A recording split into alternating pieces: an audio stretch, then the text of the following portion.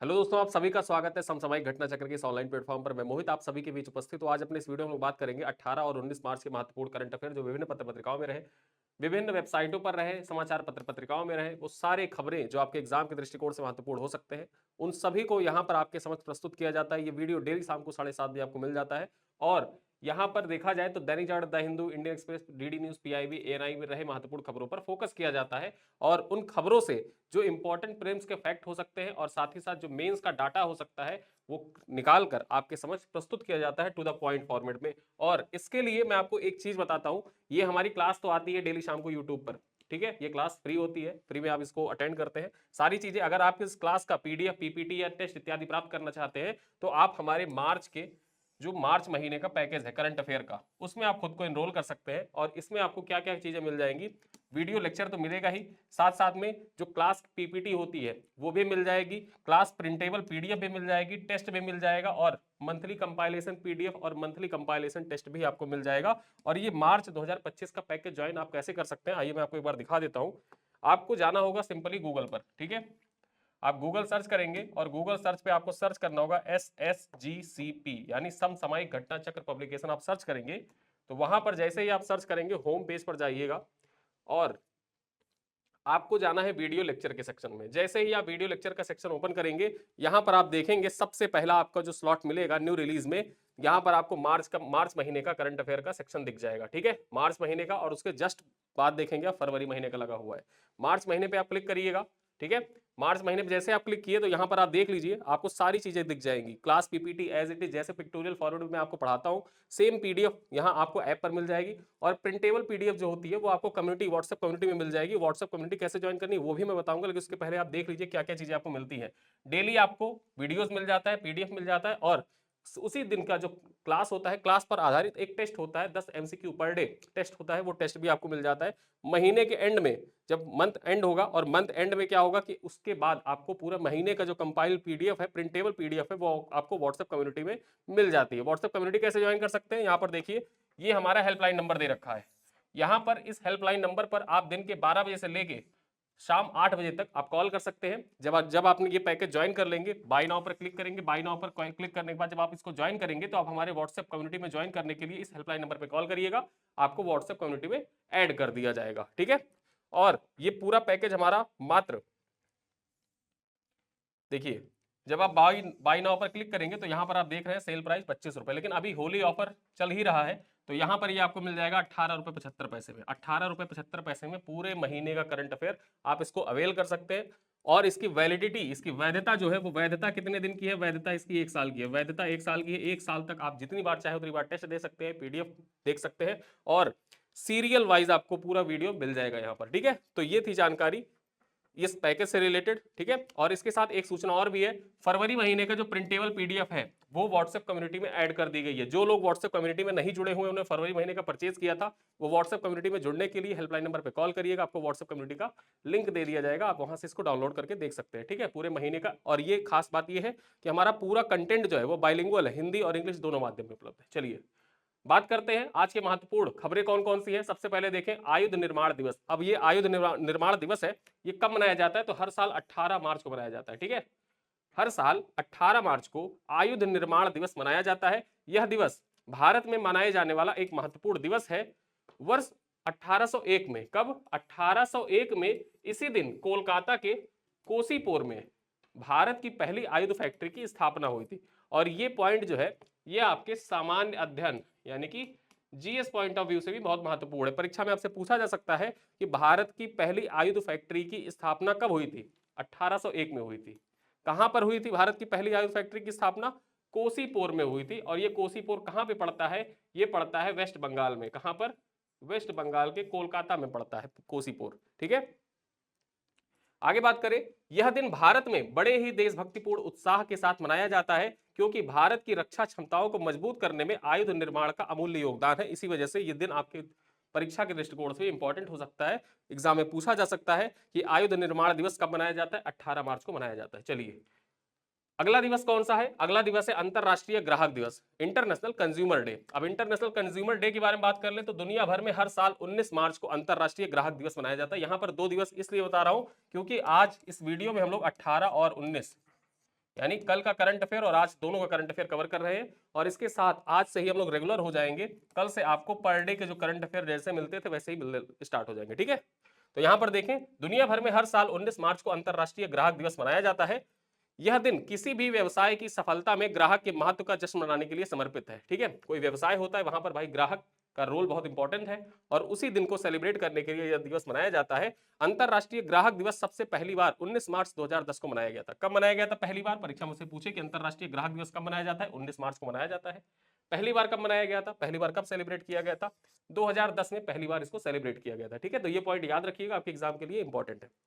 आगे देखें, इसके बाद से ही हर साल 19 मार्च को वैश्विक स्तर पर यह दिवस मनाया जा रहा है, यानी कि 2010 से ही हर साल इसको मनाया जा रहा है।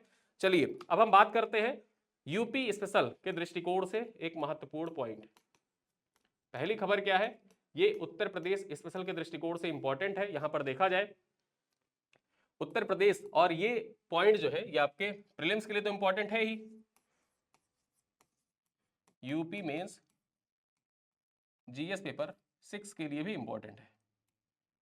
ठीक है, जीएस पेपर 6 के लिए भी इंपॉर्टेंट है। यहां पर देखें, आईटीआई के उन्नयन के लिए टाटा टेक्नोलॉजीज लिमिटेड और उत्तर प्रदेश सरकार के बीच में एमओयू पर साइन किया गया है। ठीक है, किसके लिए? जो आईटीआई होते हैं ना, आईटीआई के उन्नयन के लिए किसके किसके बीच में समझौते ज्ञापन पर हस्ताक्षर हुआ है? उत्तर प्रदेश सरकार और टाटा टेक्नोलॉजी लिमिटेड के। ठीक है, टाटा टेक्नोलॉजी लिमिटेड के बीच में एक समझौते ज्ञापन पर हस्ताक्षर हुआ है। पॉइंट्स पर चर्चा कर ले तो उत्तर प्रदेश के व्यावसायिक शिक्षा, कौशल एवं उद्यमशीलता राज्य मंत्री कपिल देव अग्रवाल की उपस्थिति में 18 मार्च 2025 को, कब? 18 मार्च 2025 को लखनऊ अलीगंज के राजकीय आईटीआई परिसर में फेज 2 के अंतर्गत 62 राजकीय आईटीआई, कितने? 62 राजकीय आईटीआई के उन्नयन के लिए टाटा टेक्नोलॉजी लिमिटेड और उत्तर प्रदेश सरकार के बीच एमओयू पर हस्ताक्षर किया गया है। और ये पॉइंट याद रखिएगा कि जो एमओयू पर हस्ताक्षर किया गया है उसके तहत कितने आईटीआई का उन्नयन किया जाएगा? तो यहां पर आईटीआई की संख्या है 62। कितने? 62 गवर्नमेंट आईटीआई का उन्नयन किया जाएगा। ठीक है, और ये पॉइंट याद रखिएगा, जो फेज 2 है, फेज 2 के अंतर्गत ये सारी चीजें की जा रही हैं। ठीक है, चलो अगली खबर पर चर्चा करें। यहां पर एक महत्वपूर्ण पॉइंट है, आरक्षण से संबंधित है। और बात करें पॉइंट पर, क्या पॉइंट है? तेलंगाना विधानसभा ने अनुसूचित जाति आरक्षण एवं युक्तिकरण विधेयक 2025 पारित किया है। ठीक है, परीक्षा में आपसे पूछे कि हाल ही में किस राज्य सरकार द्वारा अनुसूचित जाति आरक्षण का युक्तिकरण विधेयक 2025 पारित किया गया है? तेलंगाना राज्य सरकार के द्वारा पारित किया गया है, विधानसभा में इसको पारित कर दिया गया है। इससे संबंधित जो पॉइंट्स हैं उन पॉइंट्स पर चर्चा कर ले। और ये 19 मार्च की खबर है। ठीक है, आकाशवाणी से ये खबर ली गई है, आकाशवाणी का इनपुट है, यहां पर आप देख सकते हैं आकाशवाणी का इनपुट। चलिए बात करें यहां पर पॉइंट्स की, क्या पॉइंट है?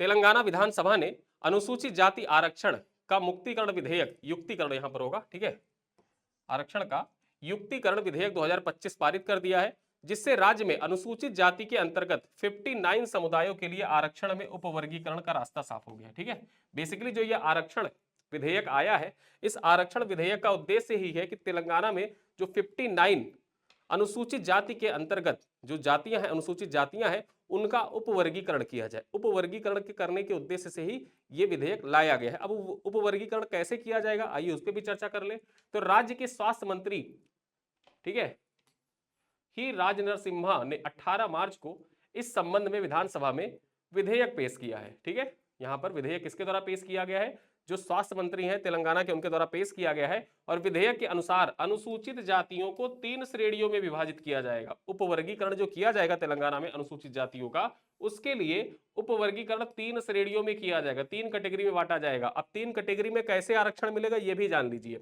जो तेलंगाना आरक्षण दे रहा है वो किस प्रकार से देगा, जिसमें एससी उपवर्गीकरण करते हुए 3 समूहों में आरक्षण प्रदान किए जाएंगे। समूह 1 को, जो समूह 1 है यानी समूह पहला है, पहला समूह को कैसे आरक्षण दिया जाएगा? तो एससी के लिए 15% कोटे, जो एससी का 15% कोटा होता है ना आरक्षण देने का, उस 15% कोटे में जो समूह ए है इसको 1% दिया जाएगा। कितना? समूह ए को 1% दिया जाएगा।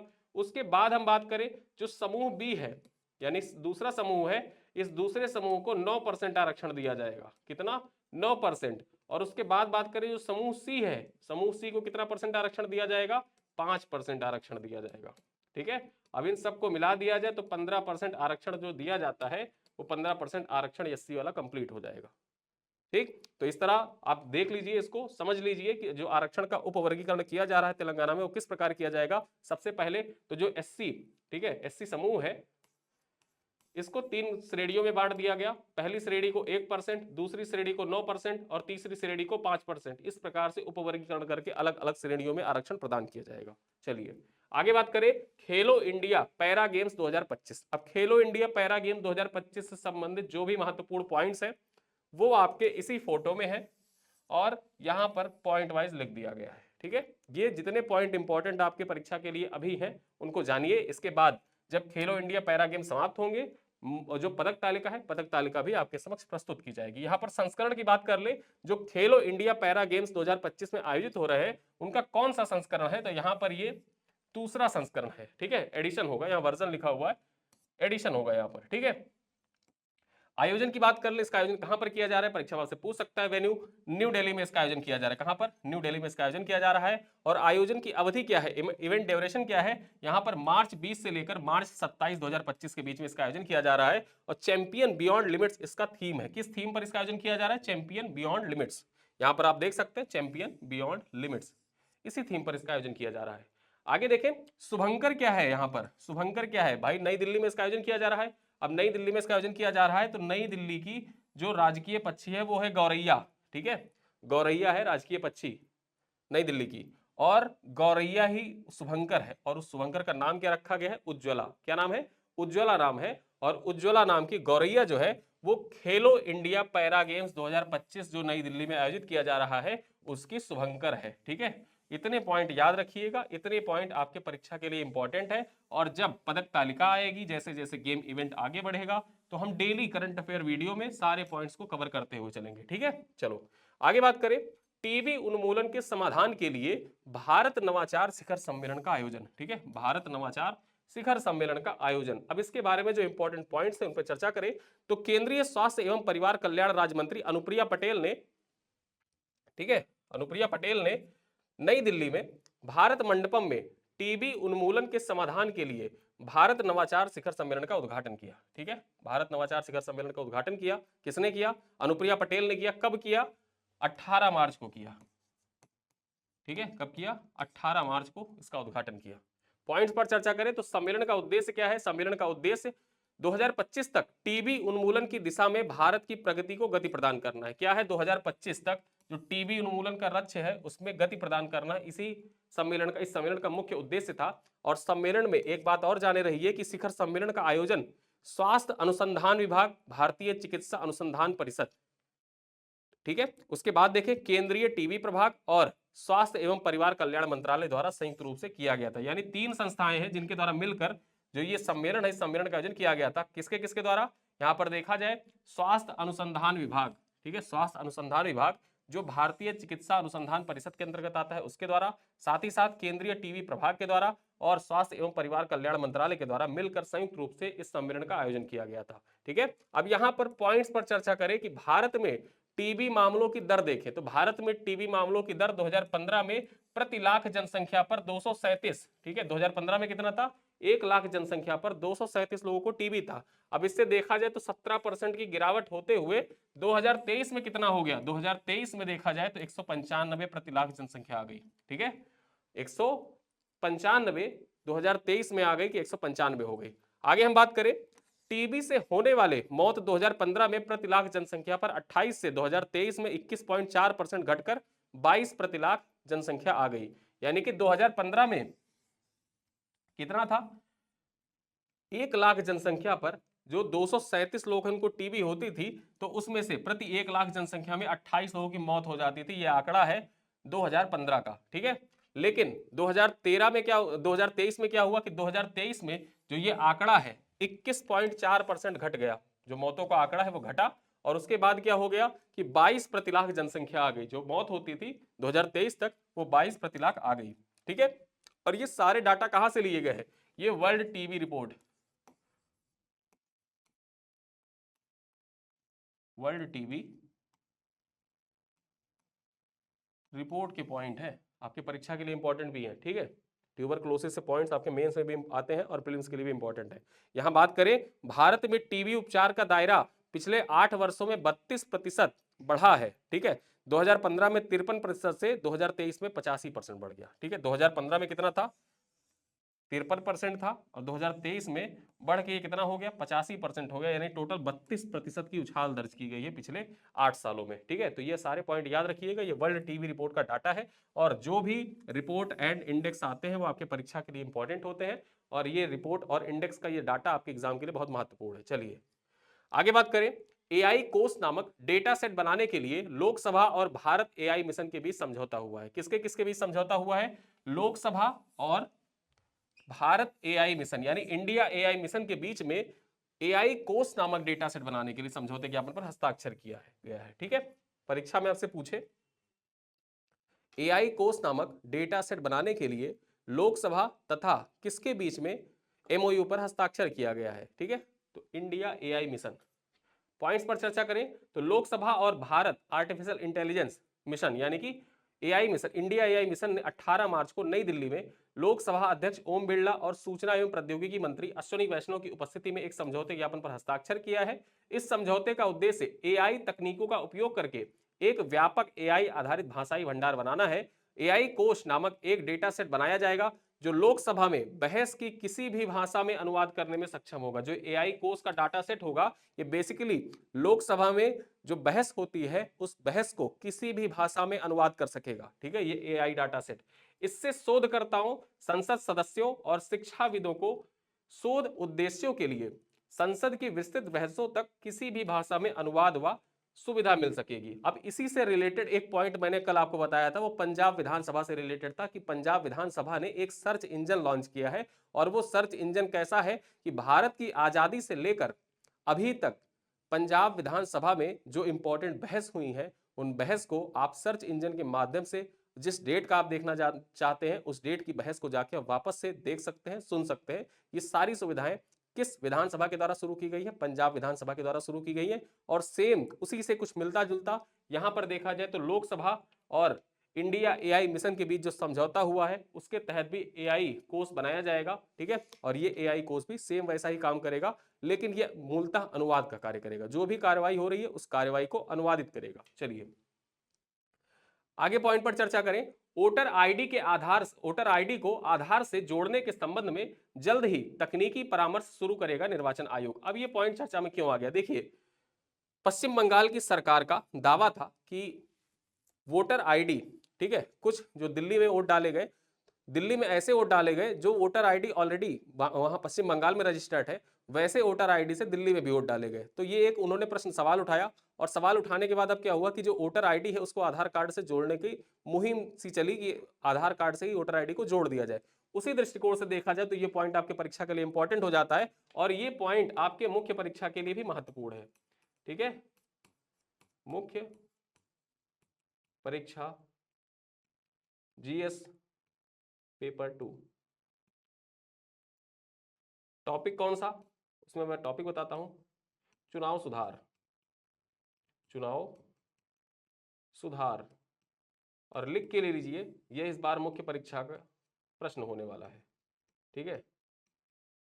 मुख्य परीक्षा का प्रश्न होने वाला है, ये मुख्य परीक्षा में पूछा जा सकता है आपसे, साक्षात्कार में भी पूछा जा सकता है, इंटरव्यू में भी पूछा जा सकता है। चुनाव सुधार से रिलेटेड जो ये पॉइंट्स हैं, ये पॉइंट आपके एग्जाम के लिए बहुत महत्वपूर्ण है। आइए इन पॉइंट पर चर्चा करते हैं।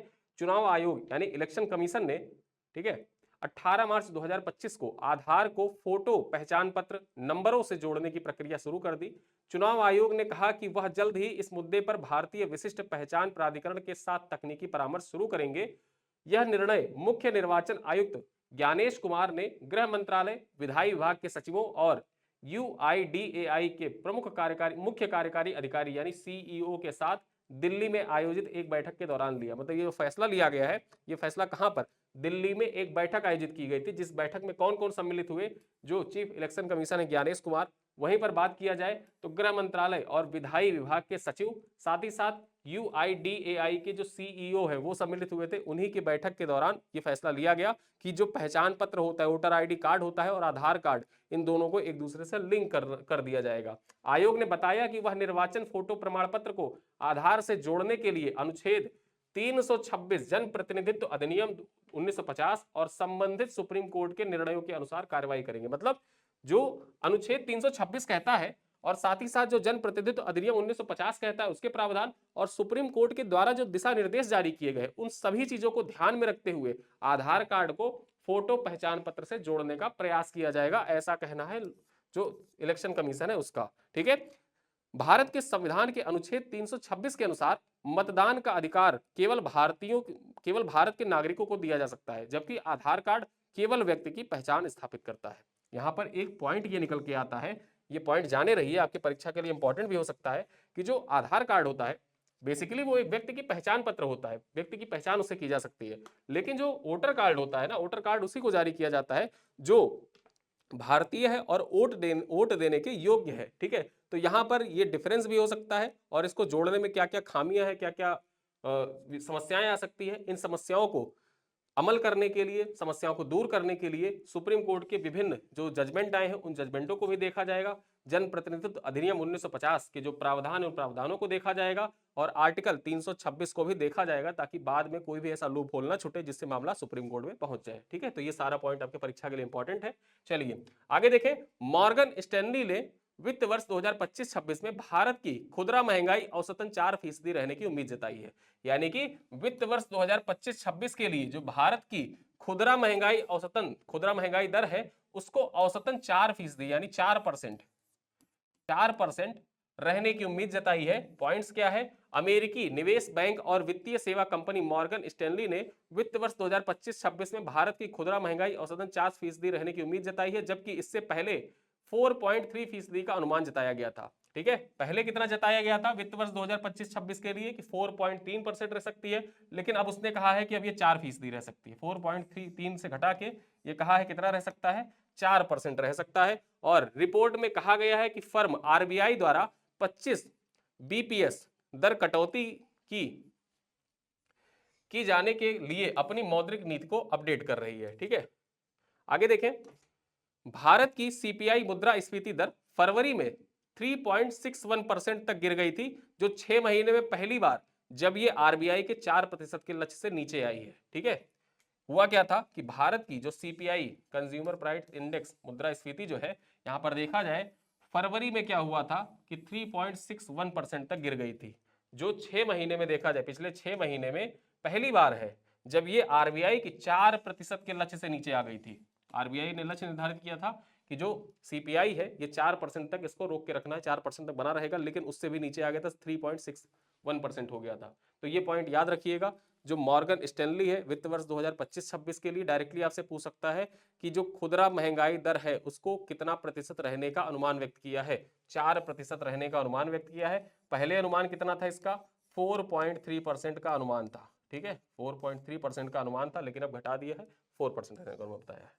किसने बताया, मॉर्गन स्टैनली ने बताया है। और ये कहाँ का निवेश बैंक है, तो ये अमेरिका अवस्थित कंपनी है। जो मॉर्गन स्टैनली है उसका संबंध कहाँ से है, किस देश से है, इसका संबंध अमेरिका से है। चलिए आगे बात करें, आरबीआई और बैंक ऑफ मॉरिशस के बीच एक समझौते ज्ञापन पर हस्ताक्षर किया गया है। आरबीआई और बैंक ऑफ मॉरिशस के बीच में एक समझौते ज्ञापन पर हस्ताक्षर किया गया है और ये खबर 18 मार्च का है। आकाशवाणी का इनपुट है और यहां पर देखा जाए जो महत्वपूर्ण पॉइंट है आपके परीक्षा के दृष्टिकोण से क्या क्या पॉइंट बन सकते हैं उन पर चर्चा करें। तो भारतीय रिजर्व बैंक और बैंक ऑफ मॉरिशस के बीच एक समझौते ज्ञापन पर हस्ताक्षर किया गया है, जिसके अंतर्गत सीमा पार लेन देन के लिए स्थानीय करेंसी को बढ़ावा दिया जाएगा। ठीक है, यहां पर लिखा है सीमा पार होगा। सीमा पार लेन देन के लिए स्थानीय करेंसी को बढ़ावा देने के लिए आरबीआई और बैंक ऑफ मॉरिशस के बीच में एक समझौते ज्ञापन पर हस्ताक्षर किया गया है। और पॉइंट्स अन्य देखें तो आरबीआई के अनुसार इस समझौते का उद्देश्य द्विपक्षीय व्यापार में भारतीय रुपए और मॉरिशस के रुपए के इस्तेमाल की सुविधा होगी। ठीक है, यहां देखा जाए जो द्विपक्षीय व्यापार होता है तो उस द्विपक्षीय व्यापार में भारत मॉरिशस से व्यापार करना चाहता है तो अपने रुपए का इस्तेमाल करे, मॉरिशस अगर जो व्यापार करना चाहता है भारत से तो मॉरिशस अपने रुपए का इस्तेमाल कर सकता है। डॉलर का यहाँ पे देखा जाए तो डॉलर से हट के जो स्थानीय मुद्रा है, स्थानीय मुद्रा में व्यापार करने की बात कही जा रही है। आगे देखें, इससे सभी नागरिकों को अपने अपने देश की करेंसी में अदायगी करने की सुविधा प्रदान हो जाएगी। ठीक है, इसके साथ ही भारत और मॉरिशस के बीच व्यापार बढ़ेगा तथा वित्तीय समानता भी आएगी। तो मुझे लगता है ये पॉइंट आप समझ गए होंगे। जब स्थानीय मुद्रा में व्यापार होता है तो व्यापार करने में भी आसानी होती है और वहां पर देखा जाए तो डॉलर का मूल्य बढ़ने या घटने का कोई इफेक्ट नहीं पड़ता है। ठीक है, आगे देखें सबसे महत्वपूर्ण और आज पूरे दिन चर्चा में रही खबर, उस पर चर्चा करते हैं। तो सुनीता विलियम्स और क्रू 9 के अन्य सदस्य 9 महीने अंतरिक्ष में फंसे रहने के बाद पृथ्वी पर लौटे हैं। और पॉइंट्स क्या बन सकते हैं, पिछले एक साल से देखा जाए तो यह खबर चर्चा में रही थी, जब से 9 महीने से, जब से सुनीता विलियम्स फंसी हुई थी अंतरिक्ष स्टेशन पर, देखा जाए तब से ये खबर चर्चा में बनी थी। और ये आज सुबह मॉर्निंग में देखा जाए तो वापस पृथ्वी पर लैंड करी हैं। और लैंड करने के बाद जो इंपॉर्टेंट पॉइंट्स हैं उन पर चर्चा कर लें।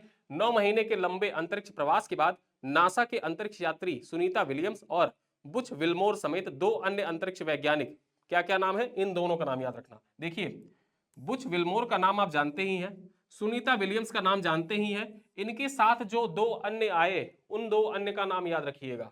क्या नाम है, निक हेग नाम है एक लोग का, और दूसरे का अलेक्जेंडर गेरेवनोव। ठीक है, अलेक्जेंडर गेरेवनोव इनका नाम है। जो अलेक्जेंडर गेरेवनोव है ये कहाँ के हैं, ये है रूस के। कहाँ के, रूस के हैं। तो इन दोनों का नाम जरूर याद रखना, परीक्षा में आपसे इन दोनों का नाम ही पूछेगा कि इनके साथ 2 अन्य आए, उनका 2 अन्य का नाम क्या है, दोनों अन्य का नाम याद रखना। आगे देखें, स्पेसएक्स क्रू 9 ड्रैगन कैप्सूल ने भारतीय समय अनुसार 19 मार्च को सुबह 3:27 पर, ठीक है, 3:27 पर फ्लोरिडा के तट के पास सफल स्पेल डाउन, ठीक है, सफल स्प्लैश डाउन किया। अब यहां पर बात करें, नासा के अधिकारियों ने इसे ऐतिहासिक मिशन की सफलता पर प्रसन्नता जताते हुए बताया कि हालांकि यह मिशन 8 दिनों के लिए निर्धारित था, लेकिन तकनीकी समस्याओं के चलते अंतरिक्ष स्टेशन में 9 महीने तक अंतरराष्ट्रीय अंतरिक्ष स्टेशन में रहना पड़ा था। ठीक है, यहां पर देखा जाए बेसिकली नासा का एक मिशन था, 8 दिनों का एक मिशन था, और उसमें जो बुच विल्मोर थे और सुनीता विलियम्स थे, इनको अंतरिक्ष स्टेशन पर भेजा गया था और अंतरिक्ष स्टेशन पर 8 दिन के लिए जाना था। लेकिन होता क्या है, चले तो गए, वापसी आने के टाइम पे कैप्सूल जो था उसमें तकनीकी खराबी आ गई, और उस तकनीकी खराबी को दूर करने में 8 महीने का समय लग गया। और 8 महीने बाद, ठीक है, यहाँ पर देखा जाए तो 9 महीने बाद ये वापस धरती पर आए हैं दोनों लोग। ठीक है, और इनके साथ में 2 अन्य आए हैं, उन 2 अन्य का नाम जरूर याद रखना, निक हेग और अलेक्जेंडर गेरेवनोव। चलिए आगे बात करें, वैश्विक सहभागिता योजना। अब वैश्विक सहभागिता योजना जो है, इससे संबंधित जो पॉइंट्स हैं उन पर चर्चा करने, किस मंत्रालय के द्वारा योजना संचालित है, ये आपकी परीक्षा के लिए इंपॉर्टेंट है। तो संस्कृति मंत्रालय ने भारत की समृद्ध सांस्कृतिक विरासत को अंतरराष्ट्रीय स्तर पर बढ़ावा देने और भारत की वैश्विक छवि को आगे ले जाने के लिए वैश्विक सहभागिता योजना लागू की है। ठीक है, आपके परीक्षा के लिए इंपॉर्टेंट है कि कौन से मंत्रालय के द्वारा वैश्विक सहभागिता योजना स्टार्ट की गई है। 4 ऑप्शन दे सकता है, और यहां पर वैश्विक सहभागिता है तो विदेश मंत्रालय भी जरूर देगा। ठीक है, सहभागिता है तो सहभागिता से रिलेटेड आसपास सहकारिता मंत्रालय देगा। ठीक है, सहकारिता मंत्रालय ये भी दे सकता है। और यहां पर जो संस्कृति मंत्रालय, संस्कृति मंत्रालय और साथ में गृह मंत्रालय, ये 4 मंत्रालय का नाम आपको दे देगा कि वैश्विक सहभागिता योजना किस मंत्रालय के द्वारा संचालित है। टिक करके आई है कि वैश्विक सहभागिता मंत्रालय जो है वो संस्कृति मंत्रालय के द्वारा लागू की गई है, लॉन्च की गई है। और योजना का प्रमुख उद्देश्य क्या है, ये आपके एग्जाम के लिए इंपॉर्टेंट है।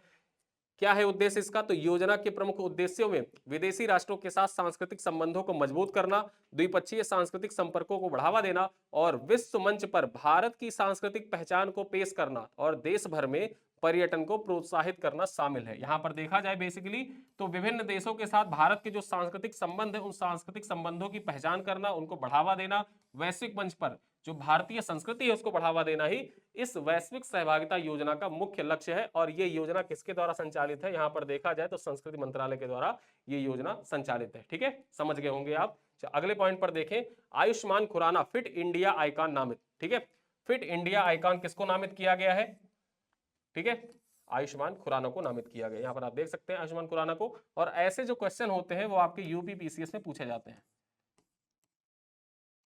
2018 में ऐसा ही कुछ क्वेश्चन आपसे पूछा गया था। ठीक है, और ये फिट इंडिया मूवमेंट है, इसके बारे में क्या क्या क्या चीजें उनको भी जान लेंगे।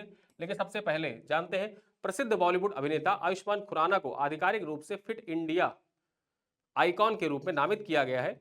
केंद्रीय खेल मंत्री मनसुख मांडविया ने नई दिल्ली में फिट इंडिया कार्निवल के उद्घाटन समारोह के दौरान इसकी घोषणा की। ठीक है, जो नई दिल्ली में फिट इंडिया कार्निवल था, इसी के उद्घाटन समारोह के दौरान इस बात की घोषणा की कि आयुष्मान खुराना को फिट इंडिया आइकॉन नामित किया जा रहा है। ठीक है, अब यहां पर एक पॉइंट जाने रहिए कि फिट इंडिया मूवमेंट प्रधानमंत्री नरेंद्र मोदी द्वारा 29 अगस्त 2019 को शुरू किया गया था। कब शुरू किया गया था? 29 अगस्त 2019 को शुरू किया गया था। यह एक राष्ट्रव्यापी अभियान है। इसका उद्देश्य क्या है? तो इसका उद्देश्य भारतीय नागरिकों के बीच फिटनेस और स्वस्थ जीवन शैली को बढ़ावा देना है। किसको बढ़ावा देना है? तो फिटनेस और स्वस्थ जीवन शैली को बढ़ावा देने के उद्देश्य से ही 29 अगस्त 2019 को फिट इंडिया मूवमेंट की शुरुआत की गई थी। ठीक है, फिट इंडिया मूवमेंट की शुरुआत कब की गई थी? परीक्षा से पूछे तो 29 अगस्त 2019 को किसके द्वारा? पीएम मोदी के द्वारा शुरू की गई थी। उद्देश्य क्या है? उद्देश्य जाने रखिए। चलिए आगे बात करें। प्रख्यात उड़िया कवि रमाकांत रथ का निधन हो गया। यह है प्रख्यात उड़िया कवि रमाकांत रथ, इनका निधन हो गया है। तो प्रसिद्ध उड़िया कवि और पूर्व आईएएस अधिकारी रमाकांत रथ का 90 वर्ष की आयु में निधन हो गया है। 30 दिसंबर 1934 को उड़ीसा के पुरी जिले में जन्मे रथ ने आधुनिक उड़िया साहित्य में महत्वपूर्ण योगदान दिया। उनकी काव्य यात्रा रेंसा कॉलेज कटक में अंग्रेजी साहित्य की पढ़ाई के दौरान शुरू हुई थी। जो उनकी काव्य यात्रा शुरू हुई थी, वो काव्य यात्रा कब से शुरू हुई देखा जाए तो रेवेंसा कॉलेज जो है कटक में, यहां पर जब अंग्रेजी साहित्य की पढ़ाई कर रहे थे उसी के दौरान इनकी जो काव्य यात्रा है वो स्टार्ट होती है। और इनकी प्रमुख कृति कौन कौन सी है? सप्तम ऋतु, श्री राधा और संदिग्ध मृगया उड़िया कविता में गहरी दार्शनिक सोच और विशिष्ट काव्य अभिव्यक्ति का प्रतीक बनी। यहां पर इनकी कृतियां जरूर याद रखिएगा। सप्तम ऋतु, श्री राधा और संदिग्ध मृगया। ठीक है, ये किसकी कृति है? ये कृति है रमाकांत रथ की। रमाकांत रथ की। और रमाकांत रथ देखा जाए तो उड़िया कवि तो थे ही, साथ साथ ये आईएएस अधिकारी भी थे। इसी वजह से इनका नाम और महत्वपूर्ण हो जाता है। ठीक है, चलिए अगली खबर पर चर्चा करें तो इंडिया मास्टर्स ने ऐतिहासिक आईएमएल 2025 खिताब जीता है। किसने जीता है? इंडिया मास्टर्स ने जीता है। पॉइंट्स पर चर्चा करें तो इंटरनेशनल मास्टर्स लीग जो आईएमएल है, आईएमएल का शॉर्ट में, जो आईएमएल शॉर्ट में है, इसका फुल फॉर्म क्या है? आईएमएल का इंटरनेशनल मास्टर्स लीग। जैसे आईपीएल है,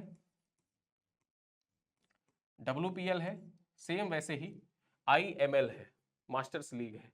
यहां पर देखा जाए तो इंटरनेशनल मास्टर्स लीग के उद्घाटन संस्करण में भारत मास्टर्स ने वेस्टइंडीज मास्टर्स को 6 विकेट से हराकर खिताब अपने नाम कर लिया। इसका पहला संस्करण ही था जो आईएमएल का, ये पहला संस्करण, ठीक, पहला संस्करण किसने जीत लिया है? भारत ने जीता है। किसे हराया है? ठीक है, तो इसने हराया है वेस्ट इंडीज को। वेस्ट इंडीज को पराजित किया। कितने विकेट से? 6 विकेट से पराजित किया। ठीक, बात करें पॉइंट की तो फाइनल में सचिन तेंदुलकर के नेतृत्व में भारतीय टीम ने शानदार प्रदर्शन कर करीब 50,000 दर्शकों की मौजूदगी में SVNS इंटरनेशनल स्टेडियम में ये खिताब पर अपना कब्जा कर लिया। वेस्ट इंडीज मास्टर्स का नेतृत्व कौन कर रहे थे? तो ब्रायन लारा कर रहे थे। कौन? ब्रायन लारा जो है ये वेस्ट इंडीज मास्टर्स का नेतृत्व कर रहे थे। और भारत मास्टर्स का जो भारतीय टीम है इंडिया मास्टर्स, इसका नेतृत्व कौन कर रहे थे? तो सचिन तेंदुलकर कर रहे थे। कप्तान का नाम जरूर याद रखिए, कप्तान कौन थे। यहां पर आप देख सकते हैं, ये है ब्रायन लारा और ये है सचिन तेंदुलकर जी। ठीक है, चलो आगे बात करें। खिताब के साथ ही भारत मास्टर्स ने 1 करोड़ रुपए की पुरस्कार राशि भी जीती है। अगले पॉइंट पर चर्चा करें तो आईआईटी मद्रास में थर्मल रिसर्च सेंटर का शुभारंभ किया गया है। आईआईटी मद्रास जो है यहाँ पर थर्मल रिसर्च सेंटर का शुभारंभ किया गया है। पॉइंट पर चर्चा करें तो भारतीय अंतरिक्ष अनुसंधान संगठन इसरो के अंतरिक्ष प्रौद्योगिकी को आगे बढ़ाने के लिए एक महत्वपूर्ण पहल की है। आईआईटी मद्रास में Shri S Ramakrishnan centre of excellence in fluid and thermal science research की स्थापना की गई है। ये पॉइंट जरूर याद रखिएगा कि S Ramakrishnan centre of excellence in fluid and thermal science research की स्थापना कहां पर की गई है? आईआईटी मद्रास में की गई है। ठीक, आईआईटी मद्रास में की गई है। किसके द्वारा की गई है? इसरो द्वारा की गई है। ठीक है, इसरो के द्वारा यह स्थापना की गई है। पॉइंट पर चर्चा कर ले तो इस अनुसंधान केंद्र का उद्घाटन इसरो के अध्यक्ष वी नारायणन के द्वारा की गई है। किसके द्वारा? वी नारायणन के द्वारा की गई है। ठीक है, और आगे बात करें, इस केंद्र का नाम प्रतिष्ठित एरोस्पेस इंजीनियर और आईआईटी मद्रास के पूर्व छात्र श्री एस रामकृष्ण के नाम की गई है। श्री एस रामकृष्णन के नाम पर इसका नाम रखा गया है, जो ये केंद्र स्थापित किया जा रहा है, अनुसंधान केंद्र, थर्मल अनुसंधान केंद्र की। आगे बात करें, यह केंद्र आईआईटी मद्रास के मैकेनिकल इंजीनियरिंग विभाग में स्थापित है। इसका उद्देश्य अंतरिक्ष अनुप्रयोगों के लिए तापीय एवं द्रव्य विज्ञान अनुसंधान को उन्नत करना है। तो ये उद्देश्य, किस उद्देश्य से इसकी स्थापना की गई है, उद्देश्य जरूर जाने रहिएगा, आपकी परीक्षा के लिए इंपॉर्टेंट है। आगे देखिए, वरुण 2025 अभ्यास। वरुण 2025 अभ्यास से संबंधित जो पॉइंट्स उन पर चर्चा करें, सबसे पहले ये जाने रहिए कि वरुण अभ्यास जो होता है वो किसके किसके बीच होता है, भारत और फ्रांस के बीच होता है। ठीक है, भारत और फ्रांस के बीच में होता है। अब आपको 2-3 युद्धाभ्यास मैं आपसे पूछता हूं, ठीक है, आपको बताना होगा खंजर किसके बीच में होता है, गरुड़ किसके बीच में होता है, हरिमो शक्ति किसके बीच में होता है, ठीक है, मित्र शक्ति किसके बीच में होता है,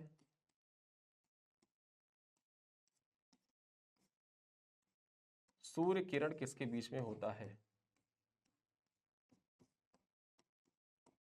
ये 5 अभ्यास, ठीक है, इन 5 अभ्यास को आपको बताना है कि खंजर, गरुड़, हरिमो शक्ति, मित्र शक्ति और सूर्य किरण, ये 5 अभ्यास भारत किन किन देशों के साथ करता है। भारत का नाम लिखने की जरूरत आपको नहीं है, अन्य देशों का नाम आप लिख दीजिएगा तो मैं समझ जाऊंगा। ठीक है, अब पॉइंट पर चर्चा कर लें।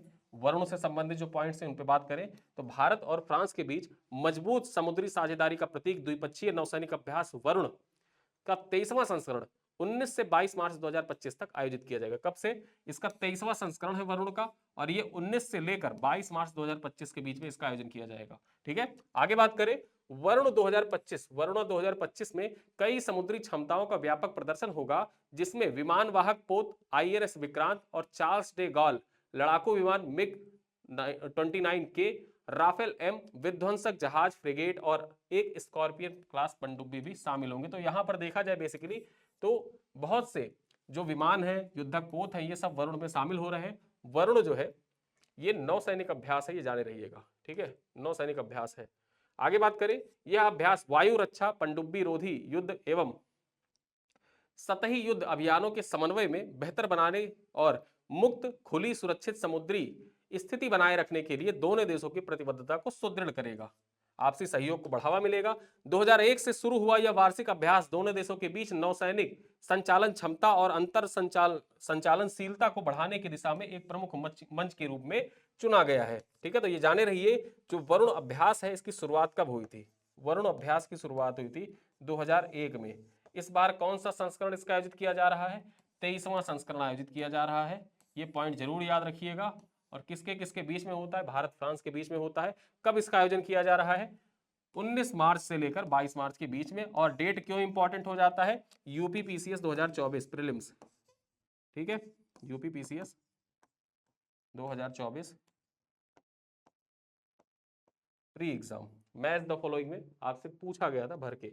ठीक है, चलिए आगे देखें। और ये हमारा लास्ट पॉइंट है, सिक्किम सरकार ने प्रति व्यक्ति 50 रुपए का पर्यटन शुल्क लगाया है। कोई भी व्यक्ति है अगर सिक्किम में जाता है पर्यटन के लिए, ठीक है, पर्यटक, कोई भी पर्यटक सिक्किम जाता है तो उसके ऊपर 50 रुपए का पर्यटन शुल्क लगाया जाएगा।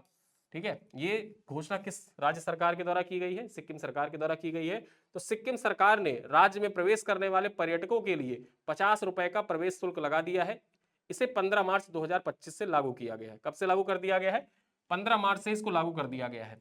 ठीक है, और ये जाने रहिए कि राज्य सरकार ने सिक्किम पर्यटक व्यापार पंजीकरण नियम 2025 के प्रावधानों के तहत यह शुल्क लगाया है। किसके तहत लगाया है?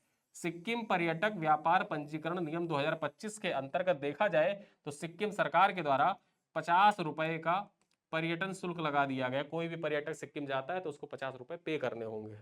आगे देखें, राज्य में आने वाले पर्यटकों को 50 रुपए प्रति व्यक्ति शुल्क देना होगा। और यह शुल्क जो है 30 दिन के प्रवास के लिए वैध होगा। अगर आप सिक्किम में 30 दिन प्रवास करते हैं तो 30 दिन प्रवास के लिए आपको 50 रुपए पे करना होगा। 50 रुपए आपके ऊपर समझिए कि पर्यटन टैक्स है, पर्यटन टैक्स लगाया जा रहा है। और 30 दिन से ज्यादा अगर आप रुकते हैं तो आपको पुनः 50 रुपए आपको पे करना होगा। ठीक है, 30 दिन से ज्यादा अगर आप रुकते हैं तो 50 रुपए आपको फिर से पे करना होगा। 5 साल से कम उम्र के बच्चों और आधिकारिक ड्यूटी पर आने वाले सरकारी अधिकारियों को इस शुल्क से छूट प्रदान की गई। यानी 5 साल से कम बच्चे हैं और साथ साथ में आधिकारिक ड्यूटी पर आने वाले जो अधिकारी हैं सिक्किम में, उनको इस शुल्क से छूट प्रदान की गई है। पर्यटकों से एकत्रित शुल्क सिक्किम सरकार के पर्यटन स्थिरता विकास कोष में जमा किया जाएगा। सिक्किम सरकार के अनुसार इस निधि का उपयोग पर्यटन अवसंरचना सेवाओं के विकास करने के लिए किया जाएगा। इस निधि का उपयोग राज्य में सड़क संपर्क बढ़ाने, स्वच्छता सुधार करने के लिए किया जाएगा ताकि राज्य में पर्यटन उद्योग को बढ़ावा दिया जा सके। बेसिकली देखा जाए तो पर्यटन उद्योग को बढ़ावा देने के लिए ही ये पर्यटन टैक्स लगाया गया है। ठीक है, पर्यटन टैक्स जो लगाया गया है उसके पीछे मूल उद्देश्य यही है कि जो राज्य में या सिक्किम में पर्यटन क्षेत्र को बढ़ावा दिया जा सके। ठीक है, तो ये जाने रहिएगा, ये पॉइंट आपके परीक्षा के दृष्टिकोण से भी इंपॉर्टेंट है और इससे सतत पर्यटन को बढ़ावा मिलेगा। ठीक है, सतत पर्यटन को बढ़ावा मिलेगा। ठीक है, पूर्वोत्तर क्षेत्र विकास, पूर्वोत्तर क्षेत्र विकास या पर्यटन से संबंधित क्वेश्चन अगर आपके परीक्षा में पूछा जाता है, ठीक है, जीएस पेपर 3 में, जीएस पेपर 1 में पूछा जा रहा है ऐसे सवाल, तो वहां पर आप इन सब चीजों को करंट अफेयर से रिलेट करके इसको मेंशन कर सकते हैं कि सतत पर्यटन को बढ़ावा देने के उद्देश्य से सिक्किम राज्य सरकार के द्वारा 15 मार्च 2025 से 50 रुपए पर्यटन शुल्क लगाना स्टार्ट किया गया है। जिसका मूल उद्देश्य क्या है? मूल उद्देश्य यही है कि राज्य में सड़क संपर्क बढ़ाया जाए तथा सतत पर्यावरण, स्वच्छ पर्यावरण को बढ़ावा दिया जाए, जिससे पर्यटन की असीम संभावनाएं जो है वो ज्यादा से ज्यादा संभावनाएं हो और इससे एक पर्यटक स्थल के रूप में सिक्किम जो है अपने आप को ज्यादा मजबूती से स्थापित कर सके। चलिए, तो यहां तक हमने जितने भी महत्वपूर्ण करंट अफेयर के पॉइंट थे 18 और 19 मार्च की, उन पर चर्चा करी। कुछ प्रश्न है आपके लिए इसी स्लाइड पर आधारित, उन प्रश्नों का उत्तर आपको कमेंट बॉक्स में देना है। 18 मार्च 2025 को उत्तर प्रदेश सरकार और टाटा टेक्नोलॉजी लिमिटेड के बीच आईटीआई के उन्नयन के लिए कितने सरकारी आईटीआई को शामिल किया गया है? ठीक है, जो समझौता ज्ञापन पर हस्ताक्षर किया गया, उस समझौते ज्ञापन के तहत देखा जाए तो कितने आईटीआई हैं जिनका उन्नयन किया जाएगा? ठीक है, ऑप्शन है 50, ऑप्शन बी कह रहा है 62, ऑप्शन सी 75, ऑप्शन डी है 100। ठीक है, क्वेश्चन नंबर 2 क्या है? अनुसूचित जाति आरक्षण का युक्तिकरण विधेयक 2025 के तहत तेलंगाना में अनुसूचित जातियों की कितनी उपसमूहों को विभाजित किया जाएगा? मतलब जो अनुसूचित जातियां हैं उनको कितने उपसमूहों में विभाजित किया जाएगा तेलंगाना में? ऑप्शन ए कह रहा है 2, option B 3, option C 4, option D 5।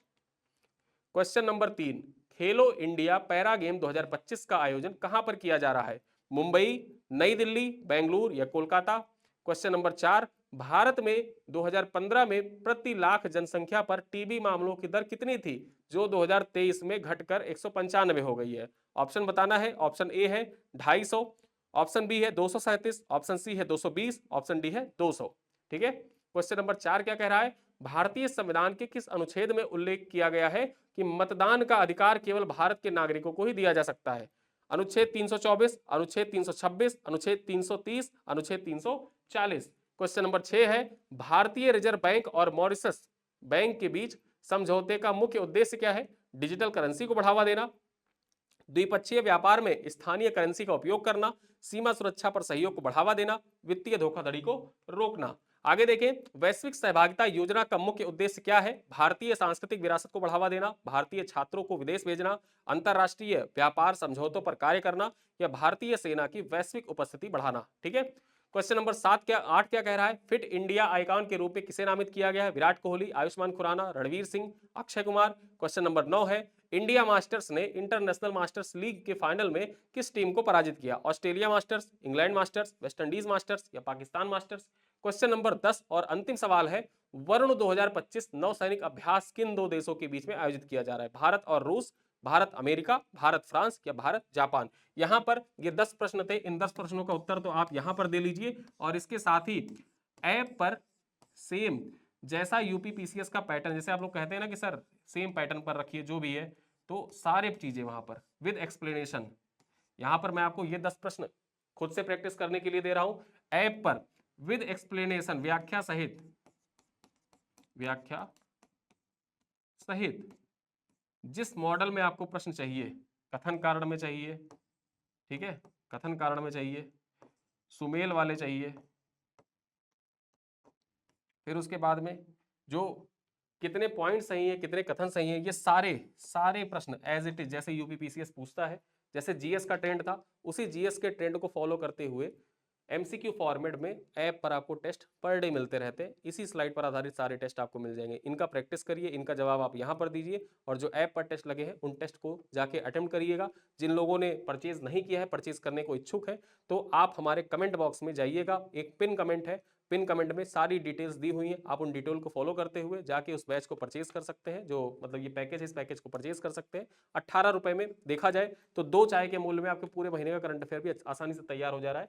सैकड़ों लोग हमारे व्हाट्सएप कम्युनिटी पर जुड़े हुए हैं, आप भी जुड़ सकते हैं और जुड़ने के लिए आप हमारे हेल्पलाइन नंबर पर कॉल भी कर सकते हैं। ठीक है, तो इसी के साथ ये जानकारियां, ये सेशन यहीं पर समाप्त करता हूं। मिलते हैं अगले वीडियो में, तब तक के लिए धन्यवाद।